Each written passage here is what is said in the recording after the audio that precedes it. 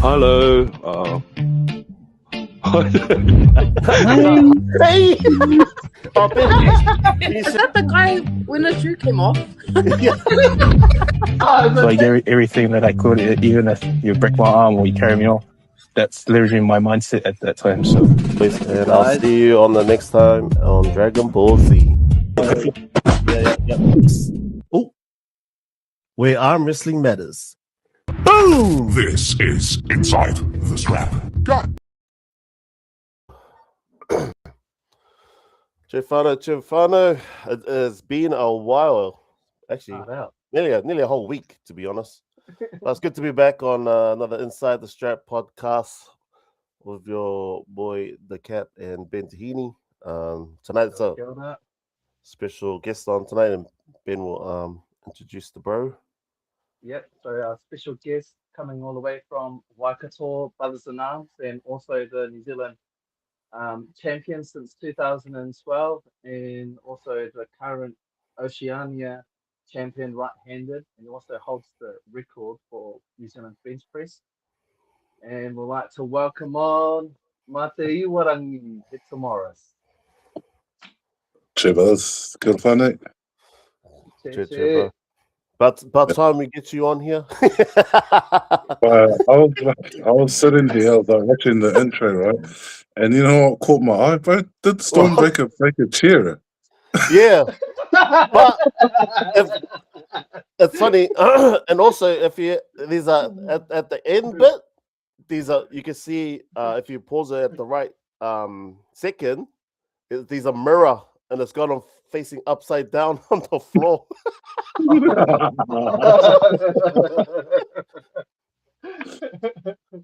And it's funny because I remember that episode actually because I was the only one who reacted to it because I was like, oh shit, you know, because I saw them all fall down and all that, and then he sends me a pic on Messenger with his broken chair, and I was like, God damn, man.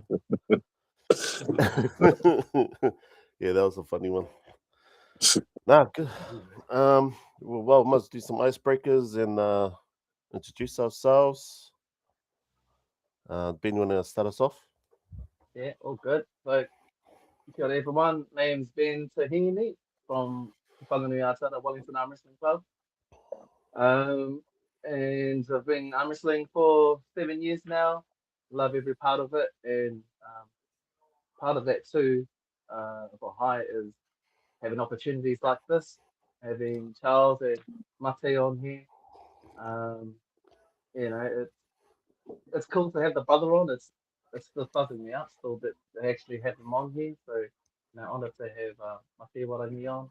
And not only that, we have a bit of history there too. We also used to arm wrestle together. That was actually one of my first clubs that I actually arm wrestled with in early 2020, late 2020 or 21. I started with Brothers in Arms, and that's where the beginning of my arm wrestling career started. And I haven't stopped then, and I've loved every part of it. And that's also what do you call it? I don't know how to describe the word, but what Mate Warangi has provided is now, you know, a luxury for me, and it's something that I can, you know, share something that he's also, you know, had experience with, and it's, yeah, it's been an honor, and not only that, I love it. You know, you have your ups and downs, your highs and lows, and you continue on learning. So, yeah, love every part of it, and I haven't stopped arm wrestling since. So that's a little bit of me. I know. Build. Sure. Do you want me to go? I'll get next. Well, everyone knows me. I'm the Cap. And the follower that's on tonight is the guy I've been chasing for the last maybe 6 years now since I've jumped in the supers. Still haven't cracked it, but still trying to crack it. So crack his wrist. That's to be exact. So yeah, been 10 years doing it now. Still number 2. So Oh, okay. You're the New Zealand champ, my boy. National. Okay. Oh well, I always call myself national champ. I can't really call me the champ until I actually take the rank 1 spot for my team. But it's always been a good journey, and it's always motivated me to chase him, and it's always been fun journey for me because he's always every time we train up together, he always shows me new techniques, new ways to beat him. But then I find out on the day that he finds another way to counter it. So. But yeah, enough of me. Let's here's some stuff from our number 1 New Zealand champ. Kia ora. Kia ora whānau. My name is Mati Orangi, the Beast Te Morris. I think I've been arm wrestling 15 years, coming up to 16 in December, I think. It's been a journey. I remember majority of the arm wrestlers here in New Zealand. I remember their first time, most of them. I've seen generations of arm wrestlers through New Zealand come and go. I've seen different waves of arm wrestlers. Yeah, so it's been a journey. It's it's quite humbling. And I guess we can get into more stuff as we get on through the podcast. Yeah, for sure. Awesome. You got any questions? Thing from to start off, Ben, or? Oh, we can actually start off with Lachlan and how that match went on recently. That was a interesting one. Well, how long ago was that? Almost like a month now. 3 weeks, yeah, about 3 weeks, 4 weeks ago. Yeah. How did he feel on the table when you said your arm wrestle? He's still, he's still the same. He feels strong. We both went into this match as new arm wrestlers, I guess. We both had a journey on losing weight and trying to maintain our arm wrestling capabilities. Yeah, we both lost a total of 20 kilos, and damn. Yeah, I think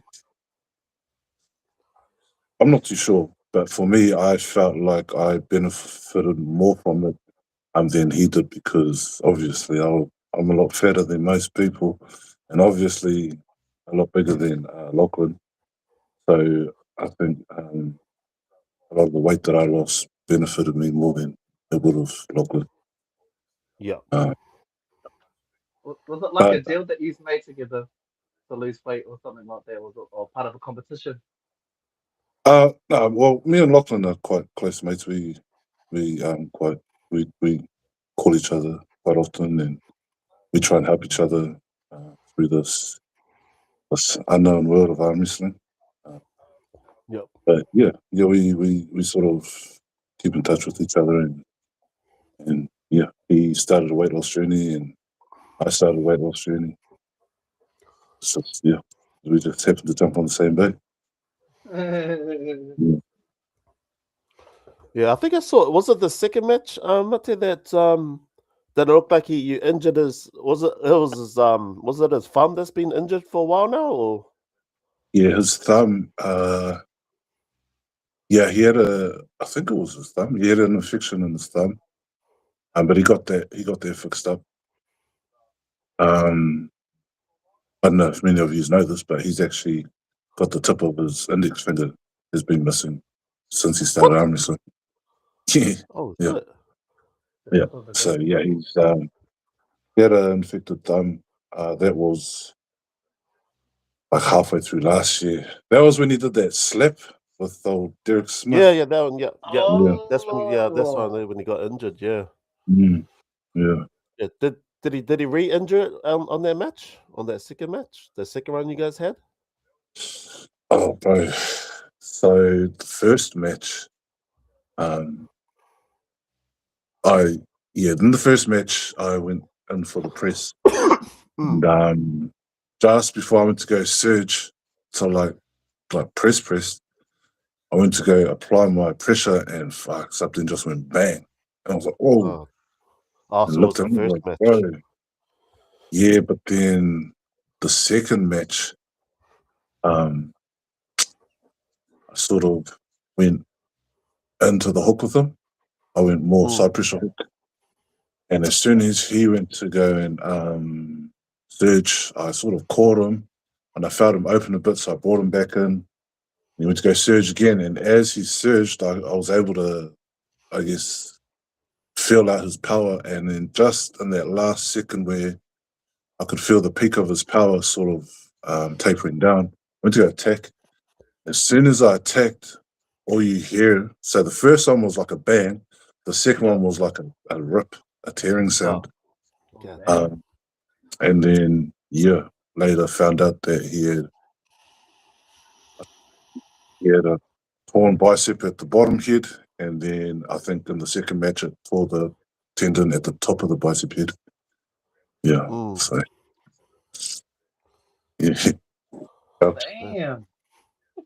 But Lachlan, it was good to get the win, but thinking about it now, that's gonna be scary, man. Lachlan's like on fire now. Because he's like sitting around 95 kgs now, eh?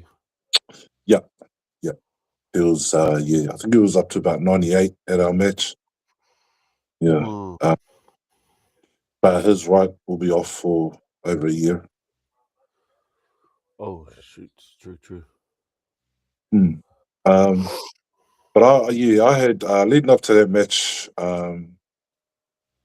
my whole I guess arm wrestling journey from the beginning of the year was pretty much just trying to maintain my arm wrestling strength, and like I had no one to test that out against, my losing all that weight and wondering if I had the same power, if I'm still the same arm wrestler or not. And thanks to Fresh Meat for coming down after Auckland Camp.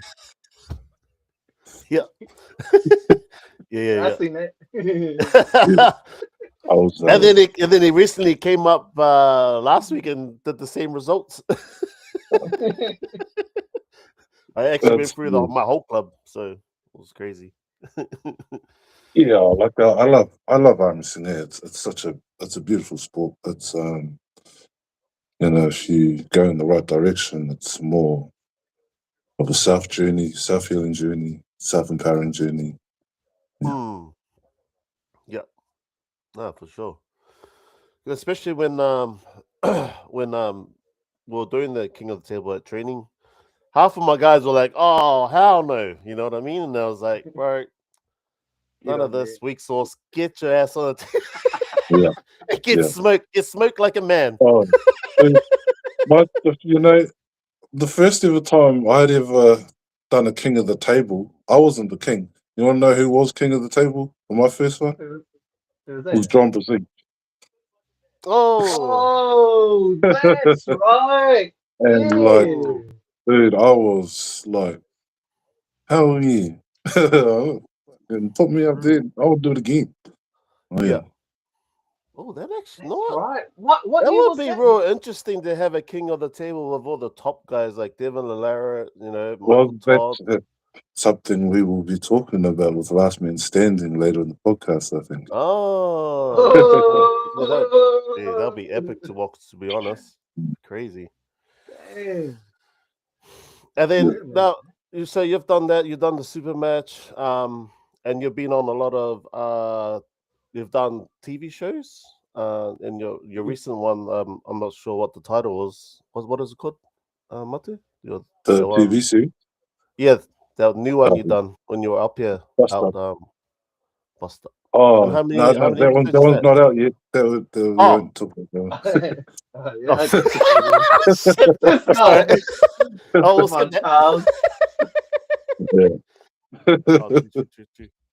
The one that's out now is I shot that up in Paihia. Yeah. yeah. 5 Yeah, years. it was the Treaty how, Grounds. how many episodes is that one? 6 episodes. It's on Neon. Neon. Oh, Yeah. Neon. That all right, one's, guys. Yeah, that. Get your subscription on Neon and watch the Bros episodes. You got six episodes to watch. Yeah. And then the other achievement you have done.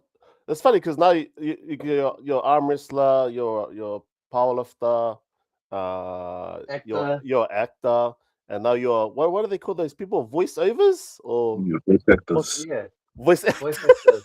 Yeah, how did you get into that? Yeah, that's a crazy one on the game. Yeah, that was I was actually I think I was doing an arm wrestling training while I was over in Tauranga or something, but I got a random phone call from someone and they introduced themselves and I was like, hey, like I knew who the name was because they're quite a well-known actor in New Zealand. I was like, hey, fuck you, it's scam. So I hang up. And I was like, what the fuck? And he rang back up and he was like, what did you hang up for? I was like, ain't no way that person knows who I am. So I hung up again. And they video called and I go answer and it was the guy. I was like, oh shit. I was like, killed mate. And he just hit me up. He was like, oh, are you interested in like getting into some acting and all this? I was like, nah, bro. I was like, nah, I did one of them. I did a TV series a while ago. Nah, it's not my jam. Then we sort of ended the conversation. And then he rang me, bro, like 10 minutes later. He was like, oh, where do you live? Oh, I'm in Hamilton. He was like, oh, yeah. He hung up and carried on. And then he rang back again like half an hour later. He was like, oh, just booked me a ticket down to Hamilton. I was like, oh, what the fuck? And then, we ended up meeting up at a cafe and I got to know him. He got to know me. And I just said, fuck, you know what? I said, I don't know why I said no. I was like, I'm someone that usually takes any door. You know, go through any door, I'll take any opportunity. So, I did that. And next thing, I'm flying over to Canada and doing work over there for it. Yeah. Oh, that's right. You're telling me that too. So that's where it was getting produced in Canada. I wasn't telling you that. Oh, fuck! Oh, yeah, no, he didn't send me nothing, guys. It's random. God damn it! Actually, we should have rehearsed. But to be honest, it was a complete shock of mine that I was traveling the world arm wrestling. You know, I was like, wow. You know, coming from where I'd been in life, like I never my first ever practice. I was fundraising to catch a bus up to Auckland, man. You know, just to train. You know, and saying that, I remember when you posted up your arm wrestling table and I bought it off you. I always remember that. That was my very first. That's still my very first table. And I was meant to show you it at the training because I refurbished it to brown. Oh, so it's not green. That was my very first table. Yo, that's my very first table, Jay. Hey, but I had to sell that for fundraise. Yes, I remember, and I was like, "Yo, I'll take it, Jay." And that's been my table. I think that was probably one of the first proper tables in New Zealand. Right, and it's lasted that long too. It's still in good shape. So true. Yes, actually, it's lasted more than the other tables. Anyway, the other tables are getting wrecked, bent. Yeah, have you still got it? Yeah, I still got it. That's my main. That's my main training table. Where did you buy that one off, Mate? I got it made. My one of my sponsors, I had a mate that owned a finance company, and he sponsored it. He sponsored a table for me, and I think it still had the logos on it. Did it still have the logos on it back then? Yeah. Yeah, had everything on it. Yeah, then I just had to refurnish it to make it look cool again. No, cool.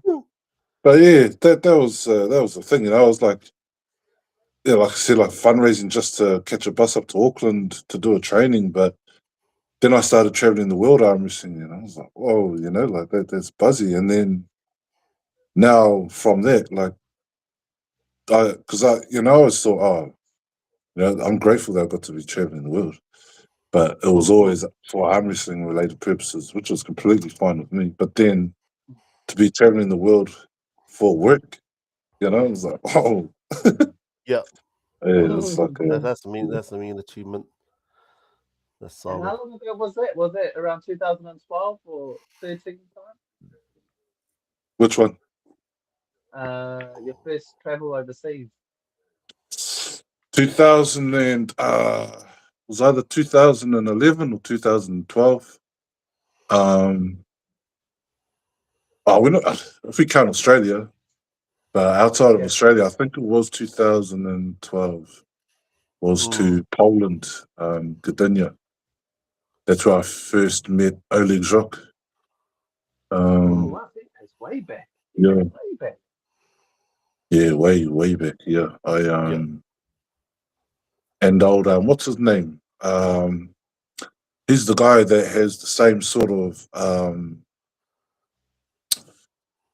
thing as Oleg, and he takes on Ingen quite a bit. Is his name also Adam? Adam, was it the right hand? Is he right-handed? No, he's got right-handed. Both his hands are like, and forearms are massive. He's always taking them. I think I know what dude you're talking about. I first met him, and I think he would have been like maybe 14 or 15, and he took my hand and he squeezed the fuck out of it. What the hell? What? Yeah. But I looked at his forearm and his hand, and I was just like, man, I can't believe that. Like, it was unreal. Yeah. I think I know who you're And talking that's about. where I first met Andrei Pushka. Yes, I've seen those photos. The legend. Didn't Jack Lawrence go as well? Doing that? No, this is way before his time, brother. I don't think anyone. I think so. Back then, so the only arm wrestlers from the very first is just me and Anton left. Yeah. And it would have been about that time. But now the second time was 2018 or 19 over in Turkey when me and Jack went over. That's the photos that I've seen. Pushka looks huge, bro. He makes you look tiny. Back then. That photo you're talking about, that was in 2012. That was in Poland, that one. Because Andrei Pushka refused to take a photo with me in 2019. Was it still the same? When did he pass away? He passed like 2 weeks after. Oh, yeah. So you got the same. I think I had the last. I think I had the last video of Andre and Levan. I'm wrestling together on the practice table. Andrei Pushka was warming Levan up for mine and Levan's match. Yes. Right. What the? Holy moly. There's some big guns there, They're not your average Joes. These are like legends you're talking about. Yeah. I've never seen those photos. Even who was that other guy? There's a few photos. But that photo with Andrei Pushka, if I'm wearing the green hoodie, that's the green hoodie that Devin Larat has now. Yes. Yeah. So the original that was his favorite. That was his favorite jersey. He always says that green one. Yeah. So he still has that now. There's one that says Brothers in Arms on it too, eh? Yep, it says Rotorua Brothers in Arms on it. Yeah, it was the very first Brothers in Arms hoodie. Nice. Green colours. True. Yeah. Yes. All right. So we've done all that. So next topic, we can move on. I think this is what everyone is wanting to talk about is probably the last man standing that's happening next month. Mm. What's that? The 25th. 23rd? 25th. Oh, no, 25th. Wait, wow. Yeah, 25th of July. So that that's next month. If anyone's got questions about it, just post it in the comments, and then I can ask the bro about it and all that nonsense. But I guess the one question everyone's asking is, how do we get involved in this event? Yeah, so I will be like probably this weekend. I'll be sorting out a online form for people to fill out, and we'll start rolling in the numbers. Yeah, so there'll be details coming out on how to register for it probably by Monday. Oh yeah. Oh sweet. Mm. So they'll give, once everyone registers up, that gives them 4 weeks to train for it. Is there a minimum or a limit cap? Is there a cap to it? Like how many is going to compete? I'd probably say 30. Mm. Yeah, I'd say probably 30 people. Give or take. Yeah. Is that how many they had on the first one? The one that you competed on? Yeah, we started. I think it started at about like 22, maybe 20, and then I could drop down to like 8 or 7 by the end of it. That's honestly, that's the most exhilarating, exhausting format of arm wrestling. That's pretty hard to, like, I'm telling you, that's hard out. Yeah. Yeah. What got you motivated to, or what gave you the idea and motive to bring this up, my bro? What inspired you to do the last man standing? I actually got asked to hold it. So there's actually, as we're speaking, there's countries all around the world that are holding a last man standing. So the person with the most pins and the last person on the table gets invited to the world last man standing, and that's where your what you were talking about earlier, Charles. Imagine if there was someone on the end of the table like all of them, those big guys. So yeah, depending on how it gets on around the world, you'll be getting a lot of the top guys from around the world competing at the World Last Man Standing. Yeah, because I think I watched who's the one who looks after the Singapore one? Yeah, I saw him host his one not long ago. I think it was maybe last month or a couple of months ago. I was watching his one. So yeah, there's a few. There should be I think it's actually at the end of the year. The big one. Yeah. Yeah. I've got 2 questions just relating to it. Is there a criteria for people to be able to compete at last man standing in New Zealand? No.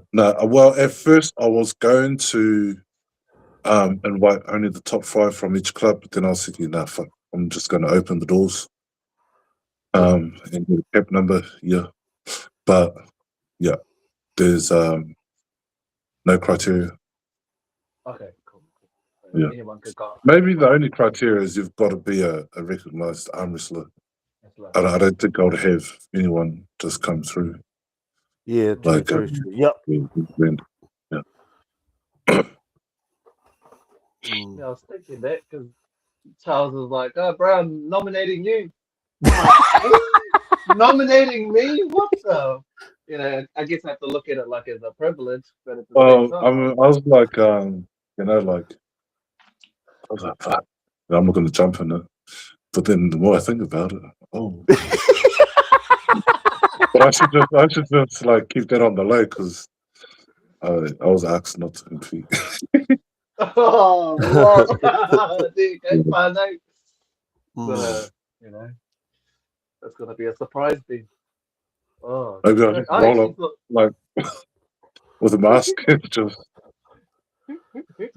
I'll be an unknown arms.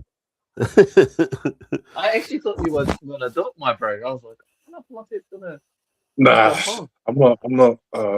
I as much as I would love to, I think we'll get more keen competitors involved Yeah. if I just set this one out. And I was thinking more of like having a super match with someone beforehand. Yeah. Oh, sweet. Oh, well, there you go, Yeah, Charles. we have Dave Stockridge and Matt Connolly coming over for it too. Yeah. Oh, Matt Yeah, that'd be Connolly. awesome to have them. Yeah, be cool. What club is the from again? Is it not? Is Titans? it Melbourne? In Melbourne? No, The Adelaide. Adelaide. Yeah. So is that where what's his name? Oh, Mr. Bubsby is, or Sam Bubsby? Is that where he's living at the moment? Yes. Yep. Yeah, Yes. he is. Yeah. He trains with them too, I think. And I think he was in the recent T series that they just had. I'm pretty sure someone was telling me he performed in that one Yeah, too. see, that's a big one, eh? The T series. It's do you know what the World T series is? No. I think it's the biggest prize pool competition in the world. I think it's like 500K. Hey, Spread throughout, yeah, and I think Corey West won the last one. Oh, whoa! Yeah, so it's 500K spread throughout the categories. Yeah. But that's heat. That's a lot of money. That's a lot. Yeah, Is that categories that one and weight divisions? Yeah, it's heaps of them. Oh, Yeah. okay. Oh shit. Fuck. I need to start cutting weight. Obviously, you're going to get the most money competing in the super heavies, right? And then it'll just. Yeah. I'm not sure if they have an overalls as well, but I'm assuming they'll have an overalls similar to over the top. You know, that's something we haven't done for a while in New Zealand now. Didn't we used to do overalls? Yeah, we used to, but we're always bloody running the red limit on time towards the end of the comps. I was just thinking that at Nationals, actually. When was the last time we did it? Well, I think I did see around early 2000. I think that was already in Hamilton was the last time we did the overalls. And I think it was Corey that was in the finals against Mate. Oh, yeah, I don't even remember that. Because I think I know you. Yeah. Oh, I could be wrong. So what's the last man standing, my bro? So is it the top three, or is it just the top two, or just the person who comes number one gets to travel overseas? It gets to be a part of the world's last man standing. Yeah, so it is it's the last man on the table, and it is the person with the most pins that gets invited. Oh, sweet. So it's two people. That's Yeah. cool. But the last man on the table is just a luck of the draw. Yeah, it actually comes down who's got the willpower to actually push through the limits. Really. So yeah, and the other thing with last man standing is like if you can't give up a match. So if you don't try, you get disqualified. Oh. Yeah, so you have to. There was and actually in our match, and I brought it up, but Ryan Bowen actually gave up one of his matches to me, and I brought that up, and then they're like, oh well, he was already in the. I was like, I don't give a shit. So they get disqualified if they do that. Yep. If you get, because it's almost an unfair advantage straight away. You're preserving energy. Yeah. For the end. So why didn't he get a penalty for it at least? Was there any recognition for that, for him doing that? Nah, that's probably something we. I wouldn't have any. I could have a fair idea, but I have no clue on why. But yeah, No, that's all Mm. right. Oh, there you go. At least you got the pin in here. did I? I hope so. I think it's that one. I think it is. I never find it. All right, I didn't set that up. You That just afford it, came up. bro. I don't even know. 'Cause I think I was. just- That was the end of my winning. I think I was just finishing a winning streak on that one. What was your total for that, my bro? I think it was 12, 13. Oh shit! Shit, that's Yeah. a lot. My first pin was against Bowen. Yep. Mm. And So this, Is it 30 minutes? no, it was an hour, and it's Oh. an hour. It's an active hour. So here, the timer stops. Yep. And as soon as someone else gets on the table, the timer starts. wow. Yeah, because I was actually gonna put this. I actually posted it in our chat for training. I said, "Hey, we're gonna try the last man standing format." So yeah, no, that's good to know. So stop the timer. Just honestly, the best training is just training at the table and just your normal arm wrestling training. Mm. To be, yeah. That's only And five extra- minutes, Who calls the straps? Is it the ref that says this is gonna be a strap match, or does the opponents have to agree to it? You got to slip out, or you can Oh, yeah. agree to it. Oh yeah. Oh, Yeah. What was Brick I was gonna Coots. go by? Oh Huh? yeah. I was gonna. No, you carry on, my brain. I'll bring up my next question. Brick Coots snapped his bicep tendon in this.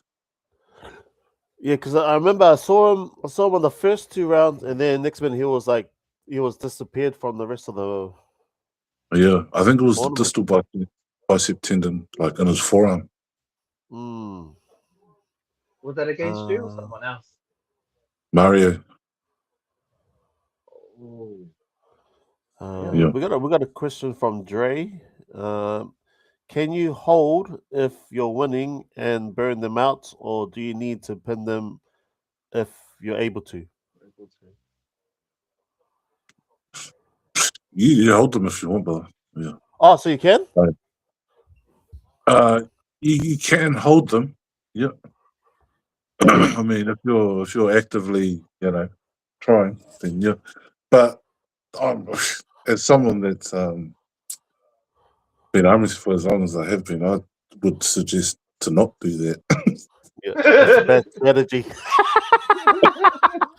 Yeah, if you can pin them. Well, Jeff Dre's in that. Because You can do it, and it's a good strategy. For Yeah. me. I'm telling you, if you do that in one match, you better be able to do it in the next one. That's scary, eh? Just to think that you have to constantly do that, and it's an active time too. So time's not stopping. It's like boom, next person's on, time's on, and you never know. You've got Yeah. like you could have one of those battles for like maybe 2 or 3 in a row, and then suddenly get an easy one. Yeah, it's pretty hard out. I think the most in a row that I was getting was like at first it was 4, and then it was sitting around 2 or 3. Like I was able to do, 2, 3 people, and then. But the reason why I'm almost wanting to do it again is because I'm a completely different person now. Like I'm a lot fitter. I don't blow up anymore. Mm. Yeah. I actually feel stronger than I did when I was 175. True. And this is an interesting one. How about guys doing King's moves? Is that a no in this situation, or? Yeah, you do a king's move. You just got to fall within the rules of a king. Like if you're defending, your shoulder's got to be above or parallel to the pin pad. Okay. If you're attacking, you're allowed to be below. Under the table. But Okay. yeah, if you're defensive, your shoulder or your humerus cannot go below parallel. Sweet. You know, I just remember the red line guys. They're all kings movers. So no kings moves allowed. No. I don't like the king's move. Yeah. I still get nightmares from Marcus when he kings moved me. God damn, that was one hard match. Man, I bloody yeah, Marcus. Yeah. Well, you smoked him, man. Yeah. Him and his sticky kings move. How's he doing anyway? After He's doing a lot better now. Yeah. Yeah, I see him. He's starting to host trainings again. So. Oh, nice. That's good news. Yeah. I remember for a period he was quite sick, hey? You know, doing like a fundraiser. Oh, he was. A fundraiser? Yeah, he was. Fuck, that was. I think that was past sick, bro. Yeah. Oh, Dave. That was What past did he have? sick, yeah. Oh, it was just he was in hospital. Just like an injury, but yeah, I'm not too sure. No, fine. Yeah, but yeah, he was just real badly injured. Yeah. So it looks like he's doing a slow recovery back onto. Yeah, that was the match there that he gave up right there. Hey, can you? He gave up. Yeah, saw that. I didn't see that part. Okay, we need to talk about this so we can clip it. No, there's one. Can you remind me that? So he just let you go, and that was it. Yeah, if you watch, you'll see. Yeah. Ryan Blue Bowen is on the judgment seat now. My goodness, I can't believe that. He's already in, you know, this political thing that's happening over in India. Like, it's crazy. It seems like fellas immediately. Poor bro. Yeah, that's what So it looks like he's going in. I think when he knew he lost the center, he just gave up. Yeah, there you go. Yeah. Yeah. So he didn't try at all. He just let it go. Yeah. So if you do that, you get disqualified. Okay. So those are the rules. Yeah. None of that. You've actually got to try. Yeah. Yeah, you can. For sure. It's Yeah, who's that? That really will burn your arm out. Always doing the defending, being on the defending side. What's the rules going to be? What rules will we be applying on that day? Because it's real. So it's real. There's not much in terms of the setup. It's quite loose. I mean, like there's no real strict setup. It's just you get your grip, and then it's it's at the ref's discretion from there. Like, but it's nowhere near as strict as the normal arm wrestling because there's a timer. Yeah, so it's like the ref's discretion. Like, if it's unfair for you and you feel like it's unfair for you, but the ref says ready go, that's just an unfortunate circumstances for you. To be perfectly honest, yeah. But I mean, it's not going to be like completely unfair. You know, you can't cover the bloody whole knuckle. You can't. You know, it's got to be fair. But yeah, if the refs, yeah. Are we doing the same rules as what they did in Last Man Standing on this one, the AWE? Is that a set grip they're doing? Close your thumbs, close your hands. Yeah. No, you can get your grip, but if it's you get your grip, you'll get your grip, and then the ref will be ready to go. Okay, cool. Yeah. Ready to go. if you can't get your guys' grip like within the first 10 seconds, then yeah, it'll be a ref scrum.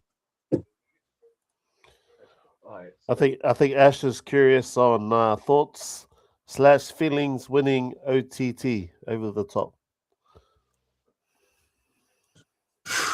But yeah, that was yeah, weird. that's I wasn't even going. I wasn't even competing like the day before. It was like literally Yeah. 3:00 in the morning that decision was made and the flight was booked. Mm. Yeah. That there was the biggest sort of for me.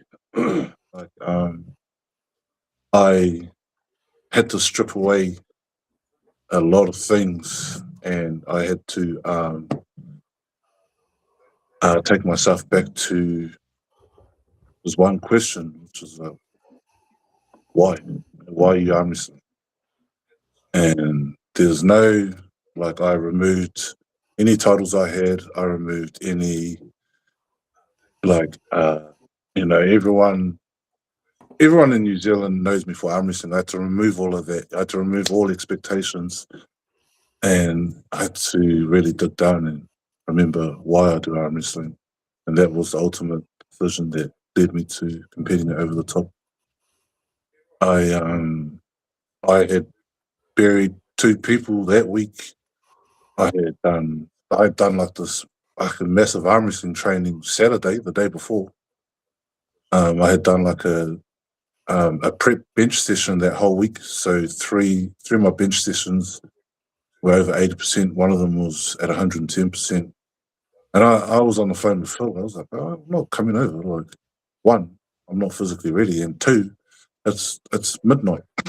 Like the comp starts in the morning. And we booked a flight. We booked a flight over there. And yeah, we showed up. Yeah, it was funny. I think everyone's jaws dropped when they walked through the door. Was it one of the ladies that was working at the registration desk? So when I was on the phone with the committee. So there was Phil, Tommy Glacier, one of the ladies at the registration desk, and then someone else. And then one of the ladies, when I showed up, she was cracking up because she reckons that she could hear these people talking about me saying that I'm not coming. And she was like, oh, no, he's on his way. And then they were like, no, we just heard from him yesterday. He's not showing up. And then she was like, I was on the phone with him at 3 this morning. He's on a plane. Yeah. But I was glad I showed up. Like it took me back to my my true feeling for arm wrestling. Yeah.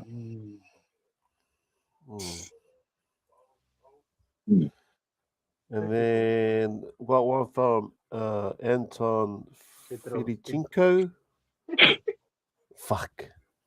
Okay. Would you compete at World Champs again? Nah, I don't want to pay for my own flight. Yeah, true. Yeah. I mean, maybe one day, but I don't know, man. I've competed at WEF for many years, and I'm telling you now,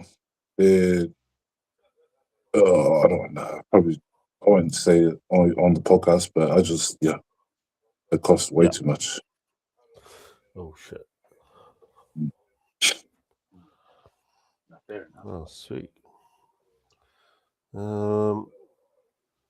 Hey, you know, one of the first Oceania champs where I beat. I'm not one of the first. It was the Fitness Expo. I think it was the first Arnold's, and I beat Ben Carroll in the finals. Do you remember that one? You were at that one, Charles? Carroll. Yes, Ben Carroll, yes. Do you remember being at that one?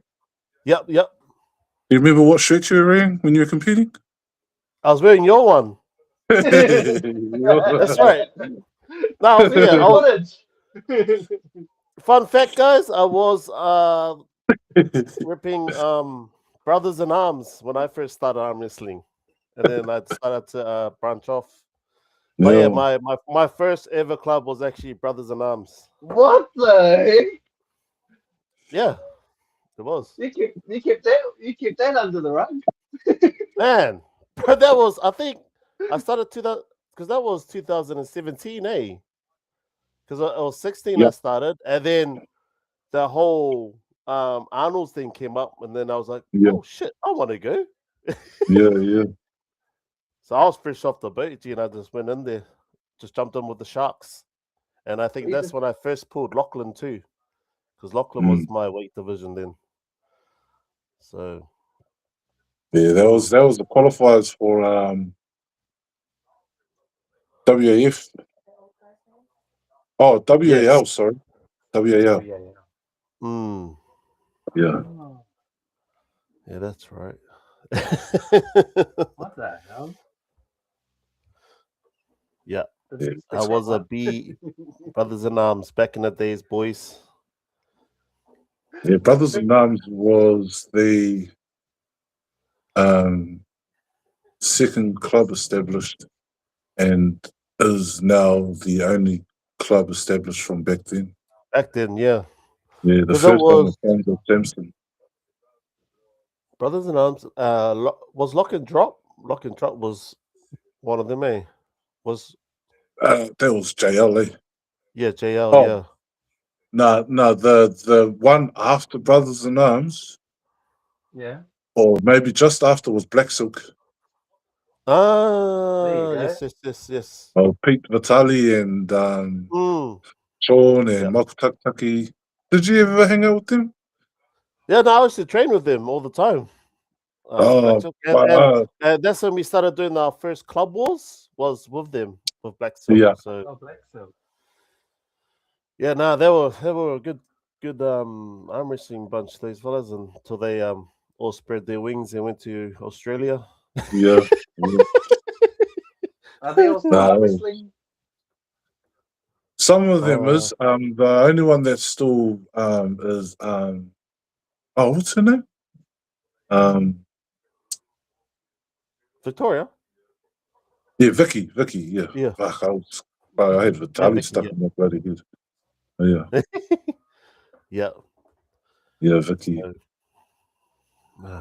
Those good old days. I miss those days, bro. Peter Engelbrecht. Yep, he was at Nationals. Yep. He was, I remember his debut at Genetics Gym, and he was the first person to beat Zurab at the time. Zurab was the Dan of arm wrestling back then. Not so much in the speed, but the pound for pound. Yeah.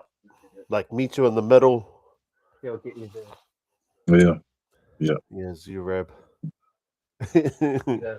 There was actually a guy named Carl Banks.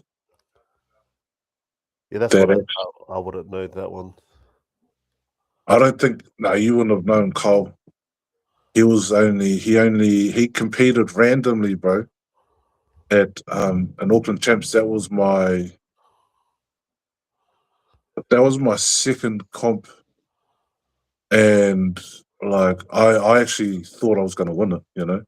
But then there was this fella named Carl Banks that showed up just out of the blue, and he just ripped through us all. He like smoked me, and then I had a match against Anton, and Anton smoked me, and I was out. I was like, and then the fella Carl Banks bloody smoked Anton, but it was out the gate. He was almost like a Devon Arat build. Height as well.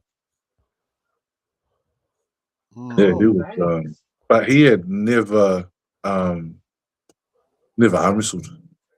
You're not talking about the fellow who's moved to Canada, is it? No, that's another dude. No, that's not Carl Banks. No, that's Joel. Oh, Joel. Oh, yeah, Joel. That's right. No, Carl Banks only. Bro. So there was Carl Banks. He smoked it, bro. He literally just like. Yeah, and then he, for unfortunate reasons, bro, he like snapped his elbow, and he couldn't arm wrestle ever again. Yeah. Oh wow. Yeah. Yeah. How did you do that? Was that at a competition? Just Rugby game, bro. Yeah. Damn. Yeah. Oh well. Oh, that would have been good to see him back on the table from the stage announcement. Carl Banks, return back, my bro. What's Well, this? it'd be different now. Like the levels now back then. Holy.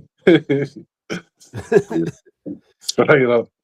I like me and Anton. I love like me and Anton always catch up. Like at nationals, every nationals or every comrade together. We both stand there. We just look at the crowd. We look at all of the arm wrestlers, and we just like, wow. Right. Like when we first started, or when I first started, there was like maybe 5 arm wrestlers in New Zealand. Yeah. Yeah. I remember that when we used to train at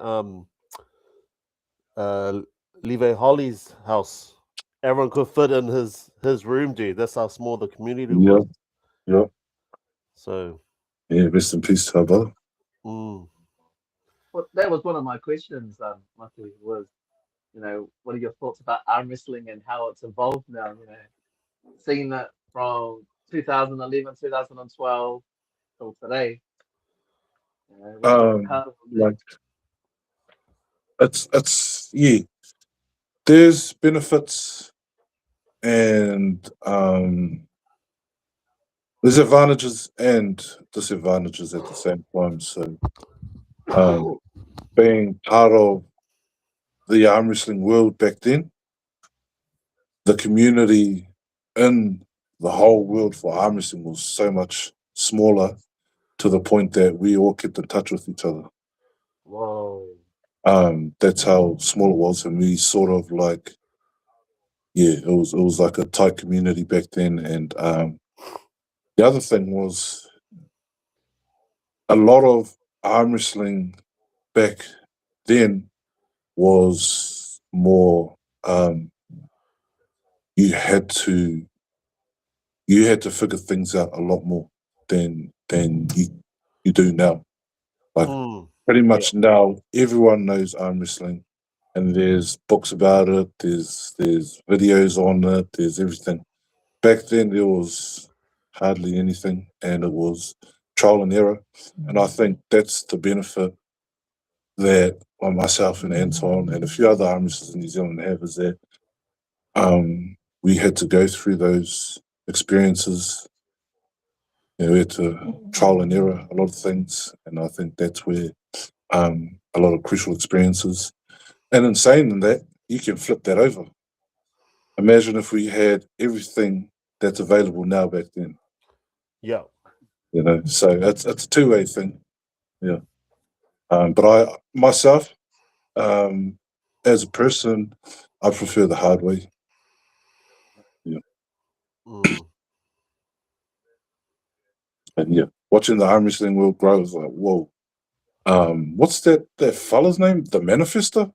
I was just like, holy, whoa. You know what I mean? Like, it's not even just that things are out there now; they're just getting made like that. Like what? I don't know. Like these. What's up? Oh, yeah. But it's cool. I enjoy it. I really enjoy it. I love like I'm someone that likes to observe, and watching like an arm wrestling tournament in New Zealand like makes me feel wholesome. Yeah. Yeah.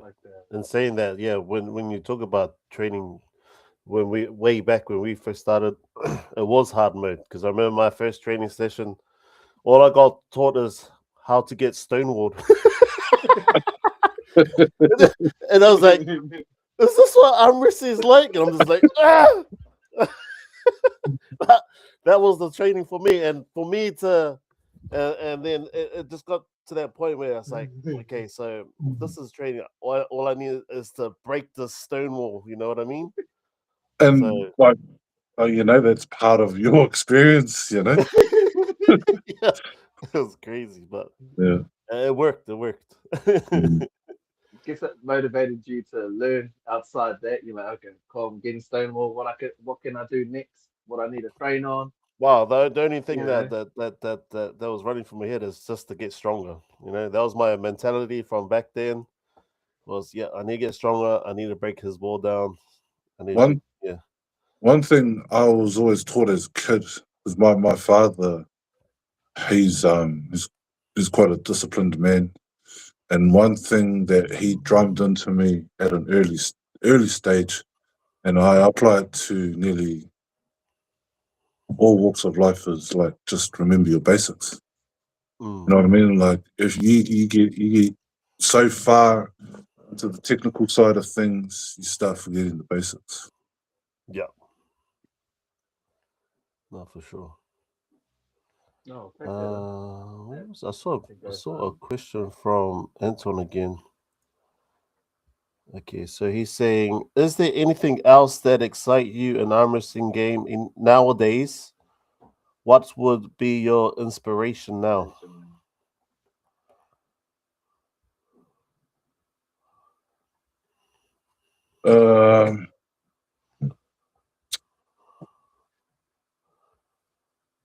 Like to be perfectly honest, my inspiration now is figuring out this new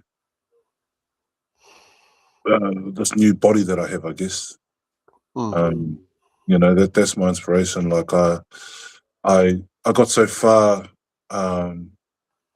with the old body that I had, and it's just like for me, it's the same as my bench pressing. I only got so far at a certain weight, and I was stuck at that weight, and I had to change techniques. I had to learn different things, and in order to do that, I had to sacrifice some power for a short amount of time, and then rebuild again. And then I was able to break that barrier and reach new heights with bench pressing.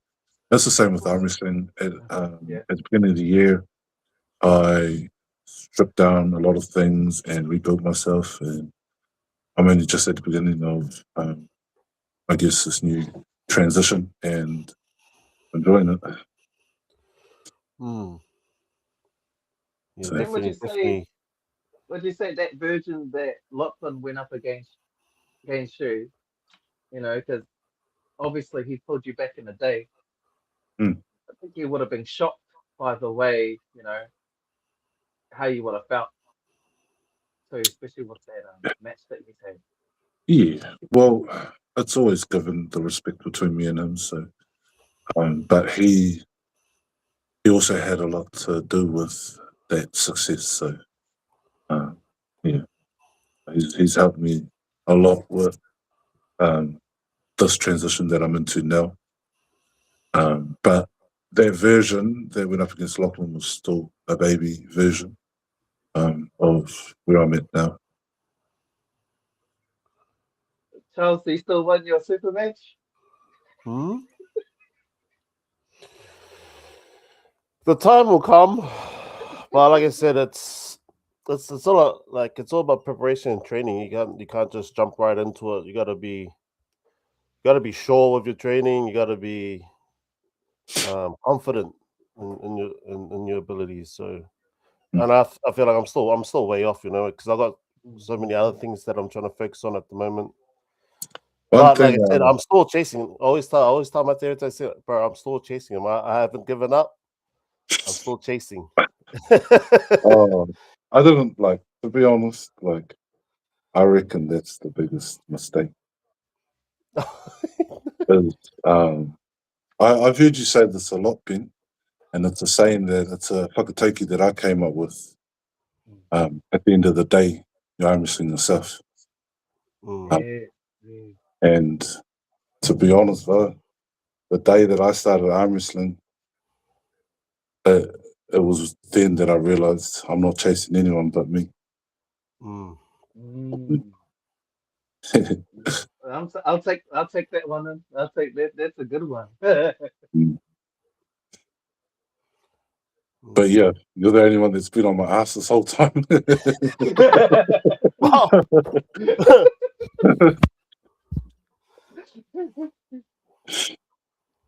Was there any? Was there anyone in your radar at the moment, though, brother? Anyone on your radar? At the moment, to be honest, no, like not really. I've done probably the last 2-3 years was like so much arm wrestling internationally, nationally. This year is the journey of a new arm wrestler, a new person, and I'm just sitting in that at the moment.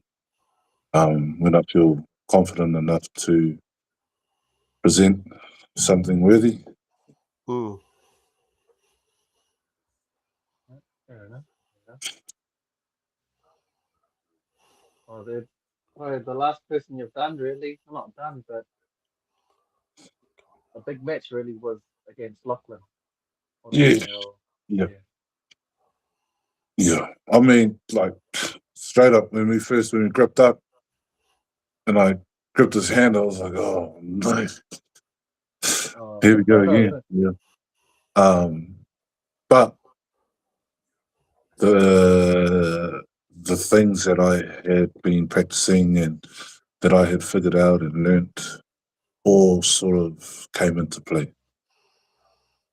Mm. Did Lachlan still feel the same? Like the last time you called him at what? Like I think it was it over the top or was it the internationals that we had? Yeah, I pulled him out over the top. Yep.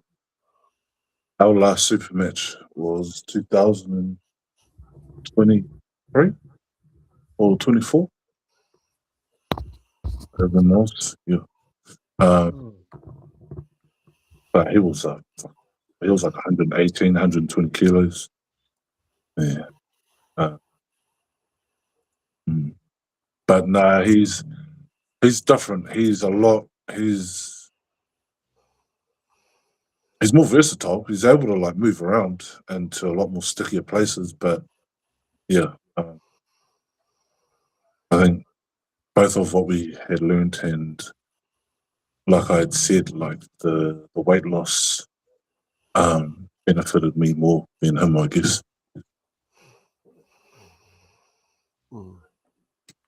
I got two comments. One from Peter is: are there any up and coming arm wrestlers you've seen that have the potential to compete internationally? Yeah, William Wu. Yes, William Wu. Yeah. Nah, for sure. There you go. William Wu, definitely. If William Wu was able to put on like a healthy 5 kilos without sacrificing the speed, and he's able to get up to, what is he, like fucking 2 kgs? Yeah, 2 kgs. 53. Like, get him up to 70, bro.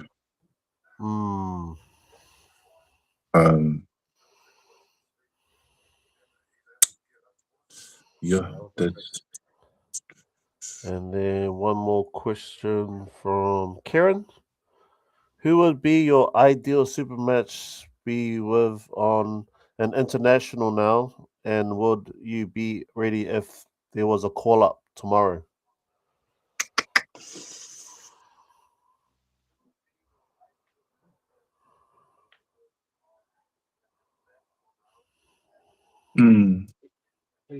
Who would be your ideal super match with on an international now? I would love Derek Smith. Yeah, Derek Smith. Would I be ready if they called me to be ready if there was a call up tomorrow? I mean, if they called me up tomorrow, yeah, I'd have some time to prep and I would be more than ready. Oh, Derek Smith, yo. Yeah. I actually wanted Tim Bresnan. Is that the one with the big Tim beard? Bresnan. Yeah, with the glasses, eh? The sunnies he always wears on the table. Yeah. He was mean. Shit. He, coming up. Yeah, Tim Bresnan is quite a. Got another one. Shoots.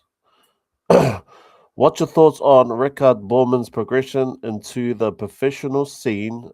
I know you guys had a few pulls in AWE tournaments. How did he feel back then? So, in my personal opinion, Rickard has something that a lot of arm wrestlers, I guess, don't have as much of, which is the center strength. His center table strength is out the gate, and he knows how to utilize his shoulder into it. I'd love to see him and Philip Larson, or him and Corey West. Oh, Yeah. Corey West. Corey West. Yeah, The boy. Left hand, right hand. right. Yeah, right. Yeah, he's Yeah. more dominant, right? Yeah. Yeah. That's pretty scary, man. But Rickard is. I hope, like, I would personally, I would pull him back a little bit. He's doing too much elite level arm wrestling at such a young age into the sport. Like, I'd personally pull him back just a little bit to preserve a lot of what he has now for the future. Because he's still young, eh? He's still young heirs. He's young heirs into the sport. Yeah. His like, he's doing okay like now, but I just know that, like, The long run. the long run is like your connective tissue takes a lot longer to adapt, you know. And the best thing you could do for your connective tissue is to not damage it early on. So would it be? Would you recommend for him to arm wrestle more in his what? Late 30s, late 20s? On and off, I guess. In other words. What was that, brother? But what do you mean by pulling back? What do you mean, like So, like, at an elite level? like the level of arm wrestling he's been doing is quite high level. It's elite arm wrestling. He's pulling elite arm wrestlers and he's winning, which is good. Yeah. But I'm thinking like more for his future, preserving his future. Like, he'll have he's got a lot higher. He's got a lot more to climb. In the future, he's nowhere near peaked.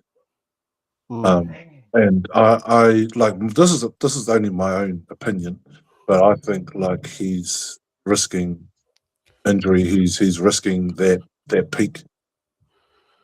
You know. Yeah. But that's just my own opinion. Yeah, because how many matches has he had this year now? Like 3? Is it going on to 3? True. Super Yeah. matches? Yeah. But I mean, he's on a winning streak, which that's me. Like, yeah, carry on, but fuck, just be very careful, and yeah. Especially at a high level. Here's another question. Thoughts on how much women's arm wrestling in NZ has grown in the last couple of years? What's my thoughts on it? Yeah, on women's growth in the arm wrestling scene in New Zealand in the last couple of years. I think that's what they were saying.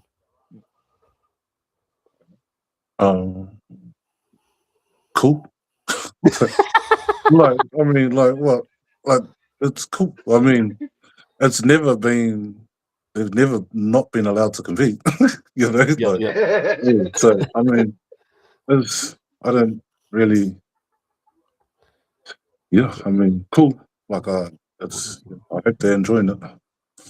Yeah, I mean, it's just normal. You're never being against it. You're like, yeah, it's always Yeah. things there. Yeah, I mean, yeah. And then I don't really want to talk about this one. I don't want to talk about this, Dan Christian. I'm going to bring it up anyway. What was your thoughts on your match against Cap at Nationals 2023? Mean match, by the way. I think that's probably the strongest I've ever been. But that was due to that during that period, me and Matu were been training together. So I think that year it gave me the opportunity to grip up with him more of the time on the table, and he made me stronger in that year. So he prepped me for that Nationals in 2023. So that was my thoughts. What was that one? I think they're talking about the Nationals Nationals in in Hamilton. 2023. Oh yeah, the one in Hamilton. Yeah, There was a little reel that was put up. I don't know who posted it. No, that was me, man. the NZAF. Yeah, I was actually a little bit scared that I was going to lose my left hand title. But you know, that was and then our right arm, that was that one. To be perfectly honest, bro, we had waited way too long for the finals. Yeah, I feel that the do you prefer the finals at the end of the Nationals or like straight after once the category is done? Straight after the categories are done. That's way better. Yeah, I think it's changing today. I actually prefer it after because I feel it gives the other guy time to recover and plus you're already waiting for a long day especially for the supers. They're there a while. Usually I'm there from like the morning just because I got guys who are in the lower class I want to support throughout the whole day. And this then by the time we jump on, we're like, let's just get it done with. What was it? Were you already tired or fatigued by then? Gee, it was like 7 o'clock by the time we had outside. We didn't leave that pub until like 10:30, wasn't it? Yeah, so it started outside. It got too dark, so we had to bring all the tables inside for the light. Yeah. And it was just and then some of us still had to travel back up to Auckland. So that was a long day. You prefer it, Mate, do you prefer for the matches like that to happen straight after the category rather than definitely straight after the category, because I man, like sitting there, you get I personally I get mental fatigue, I get physically fatigued, and it's like but straight after the categories is definitely a lot better. So they go faster, I reckon. Yeah, it does. You don't have to like for someone like myself, like I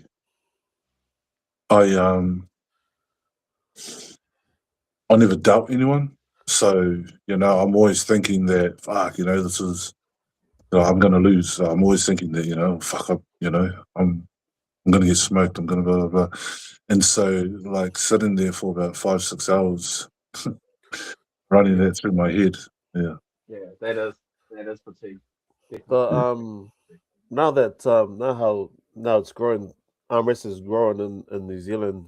Do you reckon just to shorten the day? Do you reckon it's best to have like a 2-day event? Like, so like they just do numbers? that. They do that in West. I think they did like a 3-day event or 2-day. Yeah. I personally don't think New Zealand is at that point yet. I really don't. We just need more refs and more tables. More refs, more tables. Yeah. I mean, this Maybe national 4 tables. this nationals was done really well, and there was only 2 tables. Yeah. Good point. You think there should have been more tables for that comp? Yeah, maybe 4. If there was even a 3rd table, it would have flown by. Especially because I remember Anton talking about this last year. He was like, "Man, And yeah, it really worked. And for some reason, it kept the hype. You know, each category was hyped. Each category Yeah. was hyped. They didn't have to wait to the end of the comp, you know, and it became, but each category stayed consistently high with the hype. Interesting. Mm. No, that's But true. the way that it's going now, it's almost like blocks, and I quite like it. Yeah. Yeah. Cool. Alrighty. Sweet. Any ending questions you wanna leave on, Ben? Well, it's Matu's basically covered everything in terms of who his future match will be. I know who was on his radar. Didn't really have anyone, but he did say he would be open to Derek Smith. Was there anyone else he mentioned? Oh, Tim Tim Bradman. Brisman, yeah, Tim Bradman. yeah. I mean, they're just names that I could think of, and ones that I would like to have a match against. But yeah. Oh, and one more question from Anton. Sorry. Who is your mentor now, or do you have a mentor? My last mentor was Dave Chafee. I remember that. Oh, true. Yeah. Yeah. And there was him. There was Yanis. Oh, Yanis. Yep. Yeah. I've had Devin Lorette as someone that I can ring up and talk to. Mm. But at the moment, it's me, Mario, and Lachlan. We sort of bounce off each other. Oh, wow. Yeah. Yep. And shout out to Mario's recent super match. He took the L on that one, but it was such a beautiful match. He's such a good arm wrestler. Yes. Yep. Was that recent one overseas that he went to? Was Yeah, that in America? yeah. Yeah. That was He had a his tiny. birthday over there. Oh. He took the first 2 rounds, on that match. No, he won. I think he won. I'm not too sure which rounds it were, but I did. Yeah, he won 2. Yeah, it went back and forward, and then I think was it Robbie Topi that he took on. Robbie. I think the name. I haven't seen that arm wrestler before, so I've seen that one. He's a well-known arm wrestler. Yeah. Oh, it was a good match, though. But yeah, it was a back and forward, and then yeah. mm. But yeah, that was a cool match to witness. Giannis will be Eastern European because he's asked another question here is, would you like to be more exposed to Eastern European bloc in terms of mentorship?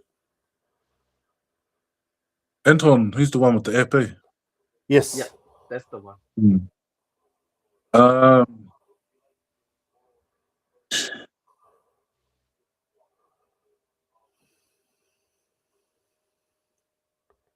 Yep. I do you guys know Bebkin?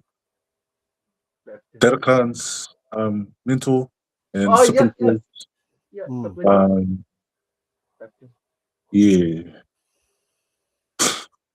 Yeah, he I was yeah, me and him were going to sort something out, but not long after that some shit happened. I was like, oh, maybe not. Oh, okay. Oh shit. Because he just answered, I know him personally. Yeah, I spent some time with Bebkin in Dubai. Mm. Yeah. So but he was actually strong too. Yeah. Is that Dennis's coach, Dennis Saplinkov's coach?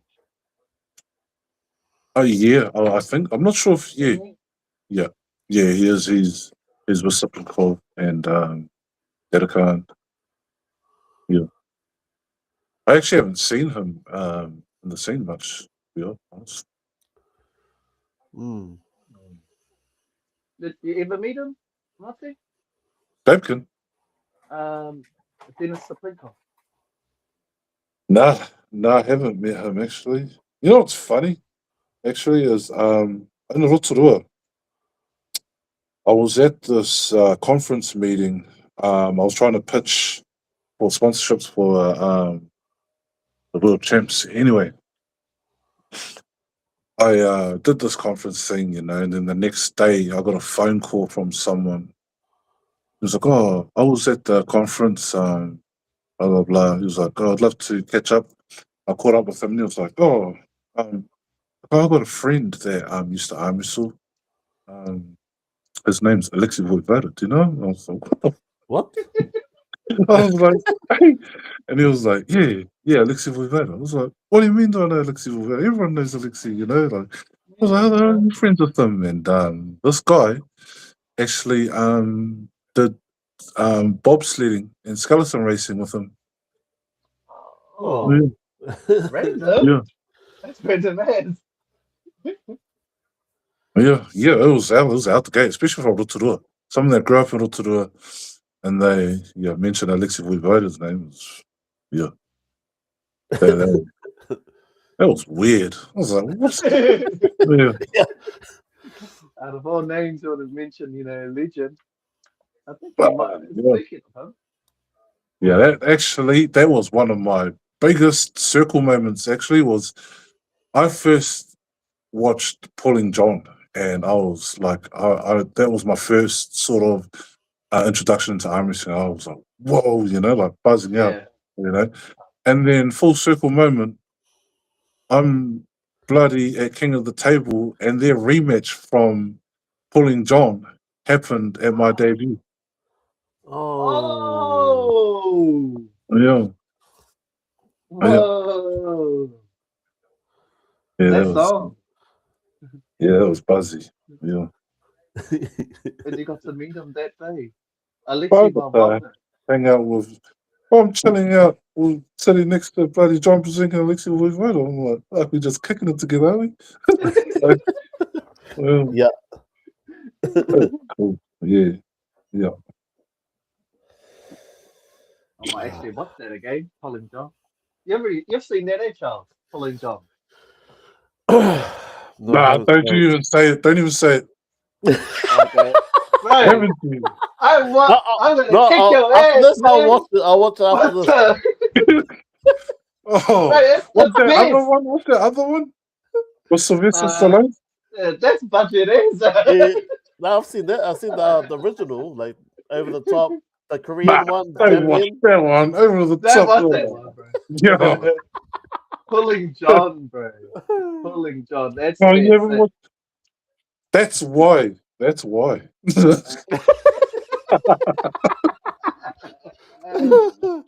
Ah, shit. Guess I'll be watching it when I get to bed tonight. God damn it. Bro, you gotta Yeah. watch it, bro. It's honestly, That's the best. it's man, I'm gonna watch it again too. Actually, Yeah, I do want to watch it. It brought it to my mind because I'd seen Travis Bajan pop up, and I showed my brother a couple of days ago. And then I seen some of his seminars pop up, the whole algorithm thing. So I was watching Travis, and I was like, oh yeah, over the top. Oh, not over the top, Pulling John. Pulling John. Yeah. I don't like Travis back then because just his character. I was like, man, this guy's out there. Well, there's another. There's a short film documentary on Travis Bajan on YouTube that's fucking pretty cool, bro. Like it actually talks about his upbringing, and so his character matched with his upbringing, bro, is quite inspirational. Oh, true. Yeah, like that's inspirational as for his upbringing. Yeah. Because isn't that where Devin got all the mental games and all the talk from Travis Bajan, like his style, getting into people's heads. Yeah. There was a match between Tim Bresnan and I think it was Travis Bajan, and Travis Bajan was like holding Tim Bresnan, and he was like, "Say my name, you know." Tim Bresnan, and then I think it was later that year, or I'm not sure how long after, but Devin Arrett gripped up with Travis Bajan and did the same thing. But yeah, There you go, Charles. You got to watch it, my bro. Yeah. Peter just said just seen pulling John yesterday. Ha ha ha ha. yeah. No, I remember I was watching Pulling John, and I became so inspired by it that I think I was about 16, 15, and my dad walked past and I looked at him and was like, I'll be an arm wrestling champion one day. Straight up. Yeah. Oh shit. Yeah. And then I started arm wrestling everyone at school on the rubbish bins. Mm. Oh, so that's where that story starts. So it's behind Pulling John. It started with Pulling John. Actually, I was arm wrestling all my uncles and shit before all of that. Yeah. Oh shit. Yeah, I was one of my uncles were on the piss, and he's a bushman. He's a hardy bushman in arm wrestling, and he was losing, and so he poured homebrew vodka on our hands and lit it on fire. Hey! Yeah, and we just stood there with our hands on fire. Oh, sat there with our hands on fire, arm wrestling. Yeah. What the? Oh. Did it come out eventually? Or was it Oh, sitting there? yeah, on I fire? was like, whoa, and then yeah, That's a new one. oh, yeah. Wow. Yeah, all the stories with arm wrestling, I have heaps of them. Even before I started properly, my first the first arm I had broken was I snapped his arm in two places. It was his forearm and his humerus at the same time. God damn. Was it in New Zealand? Yeah, it was at this rugby club. This little fella was smoking all the big guys, and I was like, "Oh yeah, I'll over champ." This was before I even knew proper arm wrestling. Yeah. I was holding him like this, like side, like straight, and then he went to go hit. And as soon as he hit, I moved, and his forearm went snap, but it snapped this way, and as it kept going that way, his humerus went bang. Oh. Yeah. Damn. And what was the other part? His. Huh? Did he break His his forearm. humerus? His forearm. Yeah. And his humerus.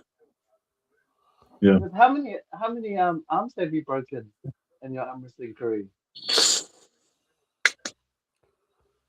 Humeruses, I've snapped eight humeruses in my arm wrestling career. Yeah. Damn. Yeah, yeah, those are the bones I've snapped. But yeah, there's been a lot of injuries. Yeah. I haven't seen one of those yet. I haven't seen any broken arms yet. I think one we probably had is around 2020, but yeah, the pro never returned. I still keep in touch with them. The latest one was Lachlan.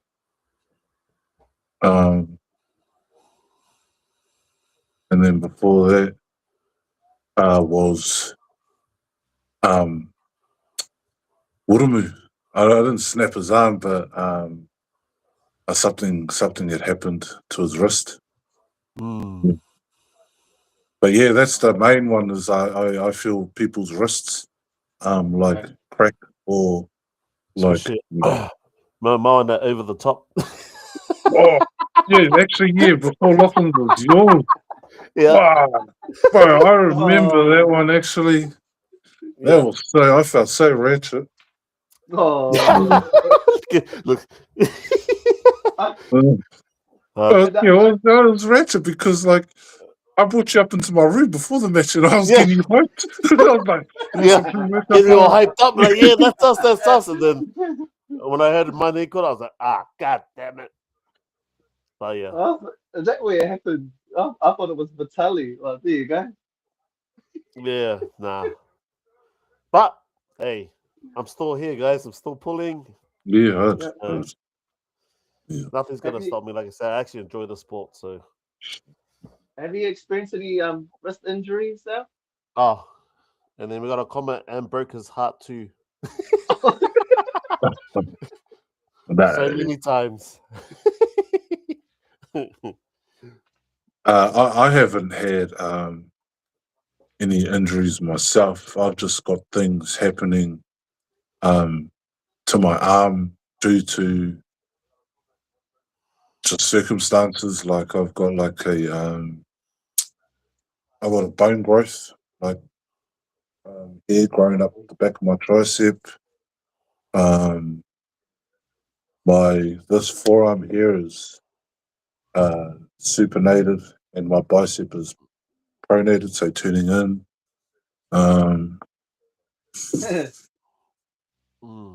Yeah. But the biggest, actually, not alongside with the health journey, is also the recovery. Like I've got 3 specialists I go and see every week. You know, I've got a specialist for my hand and forearm. I've got a specialist for my back and shoulder, and I've got a specialist for body alignment. And how important is it to have that?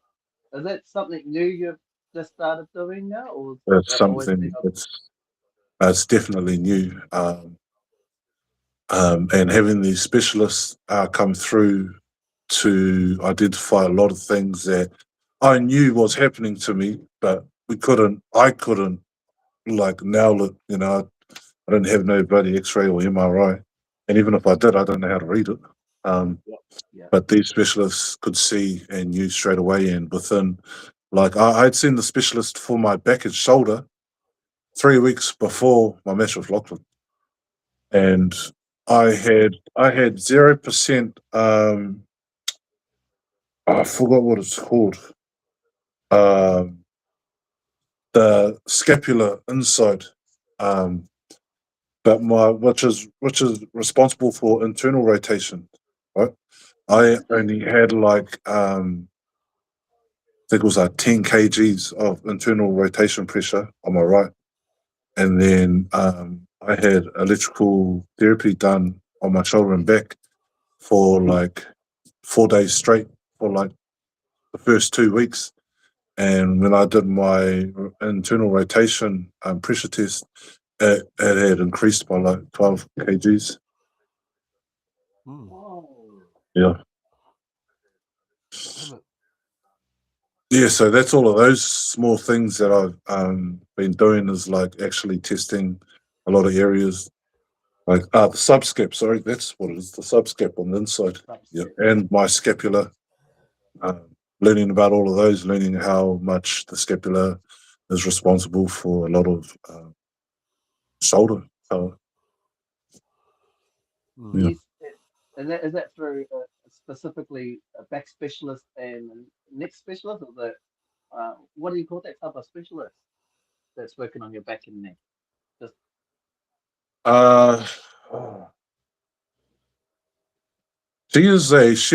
she was a hand therapist, but she's a something hand therapist. So she's been doing it for 30 plus years, and she is a hand forearm specialist, but she specializes in the whole branch and what connects the base of the branch, what connects to the base of it, you know, like your shoulder, your chest, and all of that. And I see another hand specialist that specifically works on my hand all the way up to my elbow. And then this other hand specialist, she's the one that works on like from my elbow all the way to my back. interesting. Yeah. I think that's the It's way called, to go. like, one of them is a hand specialist and the other one is an OT hand specialist. Yeah. And do you find your recovery and injuries like what would you say, inflammation? Is there less inflammation now? Do you find There's way less inflammation. wow. Yeah.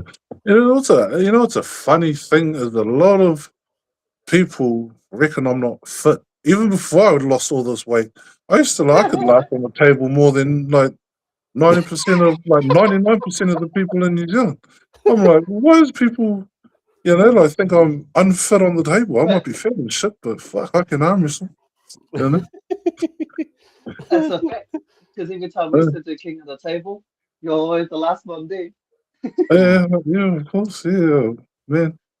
not, I can't. Well, I can now, but I never used to be able to run. But I could be fit on the arm wrestling table. Mm. There you go. Are you still doing your running, Mate? Yeah. So I just had to find an average. So I went on this massive weight loss journey, and then I got hooked onto the running, and then all I needed was to find my base to maintain that fitness level. I got so far into my running, and I had to stop because my hip flexors were getting smashed. But I don't know if you've ever had smashed hip flexors. Holy wreck! Out of the gate, bro.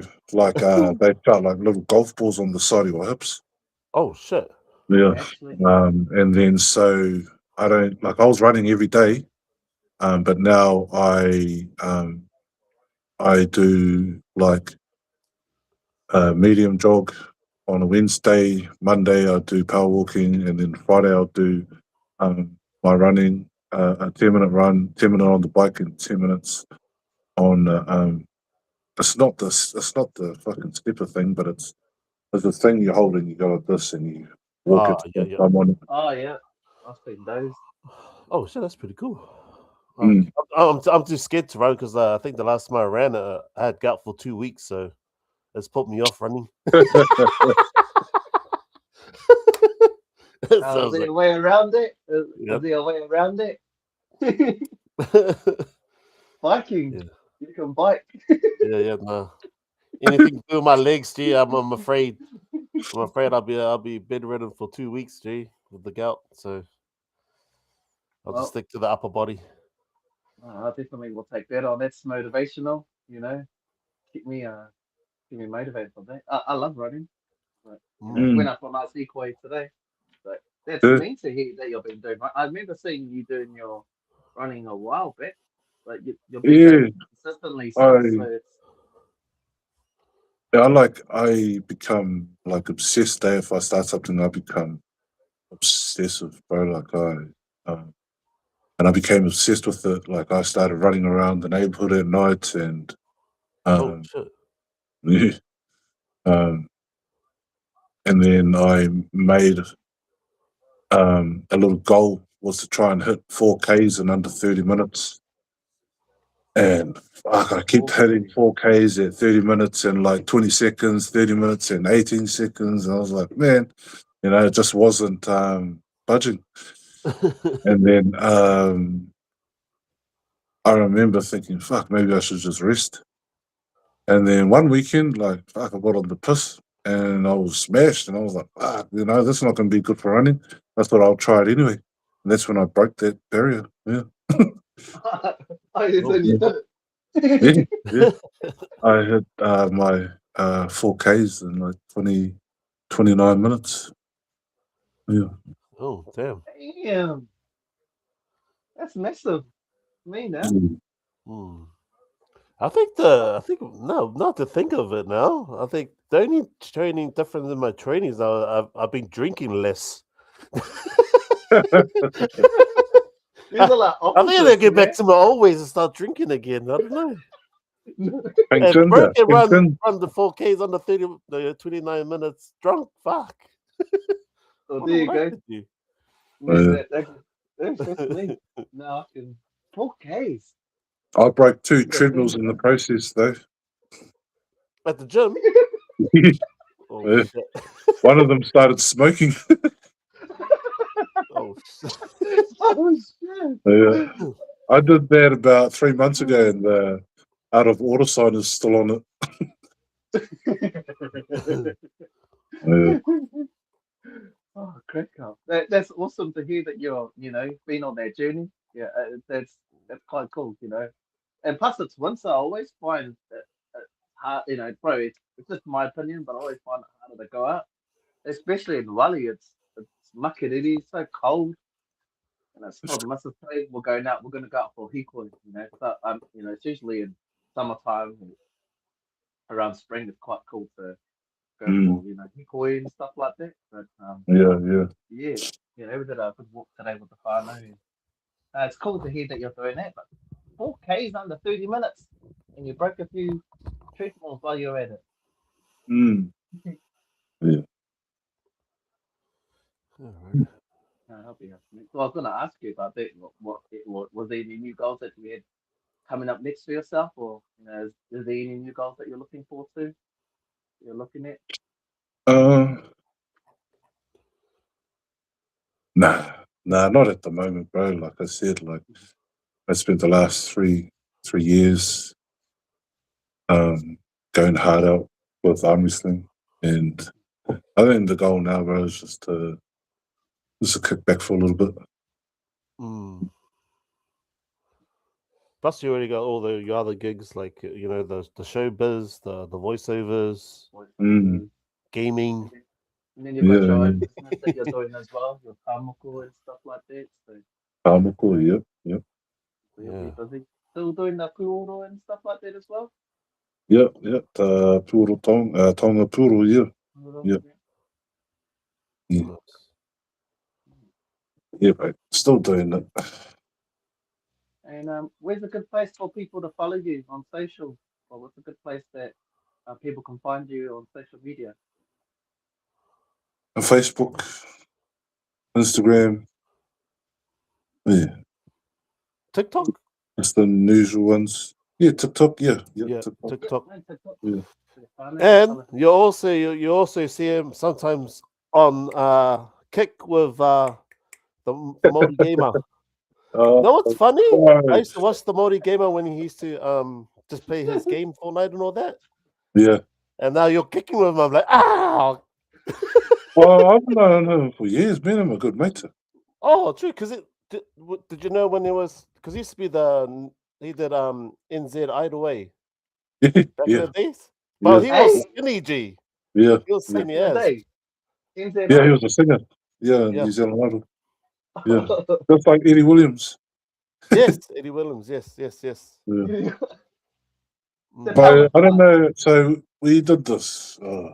We did this live stream up in Auckland, and if you have a look at one of our the last stream we did of us walking, but we came across a fucking 7'7" Islander. 7'7".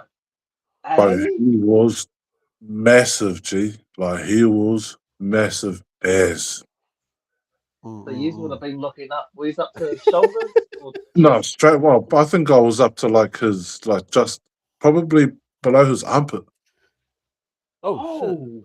Yeah. I got a photo of him. His hand. So I had my hand and it was like this. But his fingers were like that. Yeah. I'm wrestling definitely not for him. True.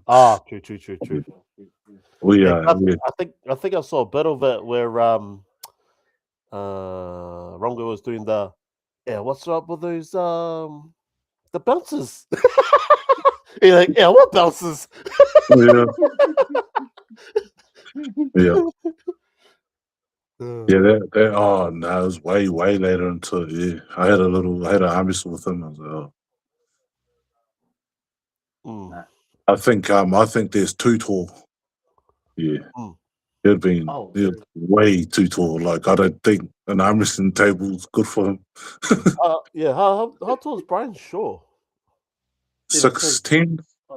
Yeah, because he's having trouble trying with the arm wrestling table being that tall. So 7 foot. That's like a giant. We did it on this table, and his arm went past the back of the table. I was like, fuck, no, Oh shit! Is he like the tallest guy you've ever seen in your life? He's the tallest guy I've ever. I don't think I've ever met anyone over 7 foot.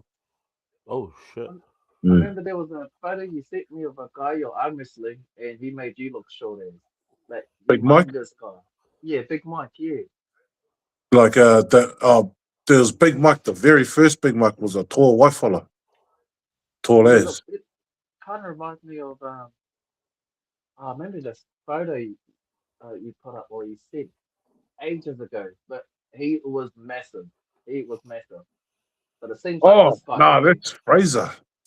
Yeah, he's a Dutch fella. Yeah, he was 7 foot, 7 foot, 260 kgs. Yeah. Mm. Yeah, but no, Yeah. this other fella was 7'7". What Yeah. the? That's huge. Damn. Yeah. Did you get any footage of it? Yep. That Yeah. night? Yeah. Oh man. He was there was a point there where he was sitting down and I was standing and he was still taller than me. Hey. Yeah. Holy shit. Yeah. That's huge. Yeah. What is that? It's an ancient giant genes. 7'7". Haven't heard that for a while. Or never heard that in my life actually. He was only young too. He was like 23, 24. Yeah. That's insane. Is that the guy you met, the one that was in the city? Or Yeah. Oh Yeah. shit. Yeah, I'll send you a photo of him in the video. Oh, yo. Yeah. But did he have the build for it or nah? Or was it just tall and lanky? He's tall and big. Yeah. Tall and big. Yeah. But like he just don't got that power or that strength. I told him to use 2 hands, bro. Yeah.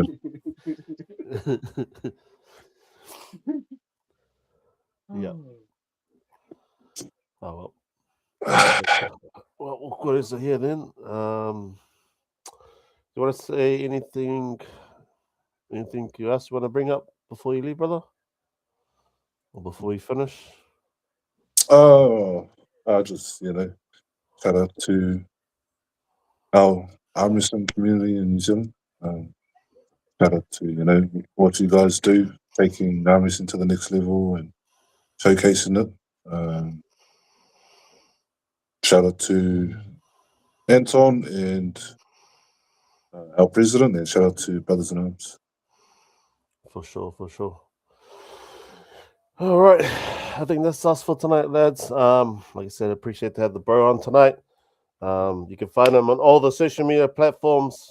And don't forget about the Last Man Standing, guys. Next month, the 25th.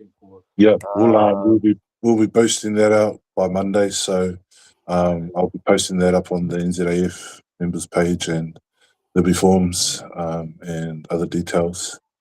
I'll be sussing out laws definitely for that. For that centre if it's available. Yeah, no, that'll be exciting to see who's going to sign up. So it'll be interesting to see the lineup too. So it'll be capped at 30. Also, there is $1,000 for the most pins and $500 for whoever wins the last match. Yeah, and I think in the top 2 go to.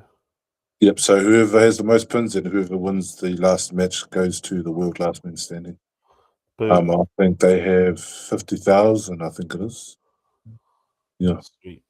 So good opportunity for our New Zealand community to get on board.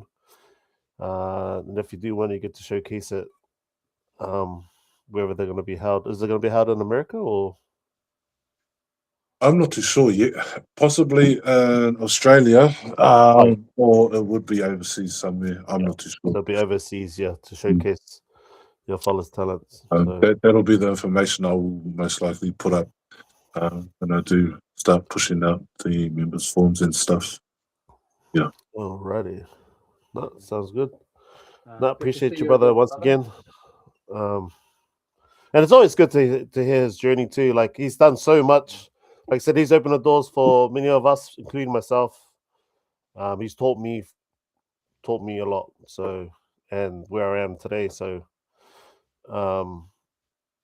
if you ain't beating me, then you definitely ain't gonna beat him. So, I want to add to that. Just kidding. Wait, how can you be a national champ but number 4 in your club? Yeah. Hey, I'm still confused on that too. But hey, I just want to add something too, and it's because of Mate Iwarangi as well. It's because of him. This is it's put me here today on my arm wrestling journey as well, and having the opportunities today. Thank you, my brother. And No, too much, brothers. That's actually honestly, it's such a good feeling. Witnessing your guys' progression, and how well you're doing in the sport as well. Yeah, it's cool. thank you. I'm Sweet. grateful for the opportunity, and I'll leave this up to you, Charles, to Yep. close it off.